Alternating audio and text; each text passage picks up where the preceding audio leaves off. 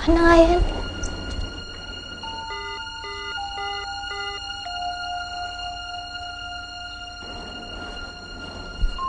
Bakit mo sinagot yung tawag ni Paul? Kasi feeling ko may tinatago kayo ni Paul sa akin. Kayo ni Paul, alam ko naman kayo ni.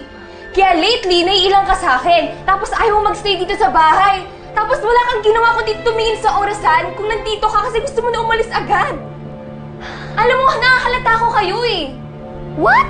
Nicole, hindi! Alex, wag ka na mag-deny. Halatang halata ko na kayo eh. Alam kong kayo. You'd rather spend time with him than me. Ang tagal-tagal kong nawala dito pero sa kanya ka pa rin kumakapit. Paano mo ma-explain yun, Alex? Nahihirapan ako magstay dito but it's not because of you, Nicole. Eh, kanino? It's about Ate Grace and Kuya Matthew! Ha? Si Ate Grace at si Kuya Matthew! It's not because of you, Nicole.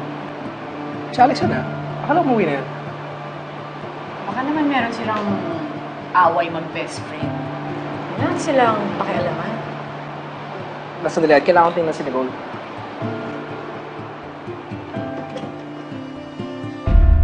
Anong Grace at Kuya Matthew? Si Ate Grace ni Kuya Jacob mo. Siya rin yung Grace ni Kuya Matthew. Yung pinaghandaan natin ng perfect date before. What? Teka. Uy, relax. Para kay Christian. Pero, need to be here any second, any minute. Kuya Matthew! Kuya the party ba? Ayan. Si Kuya Matthew, oh! Oo, si Kuya Matthew nga. Parang familiar ka sa akin. Parang nakita na kita before eh. Hindi ko lang maalala kung saan. Nagkita na ba tayo? Ha? Oh my God.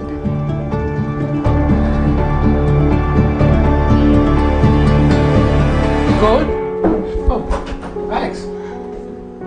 Is everything okay? Okay lang kayo? Narinig namin kayo, nagsisigawan eh.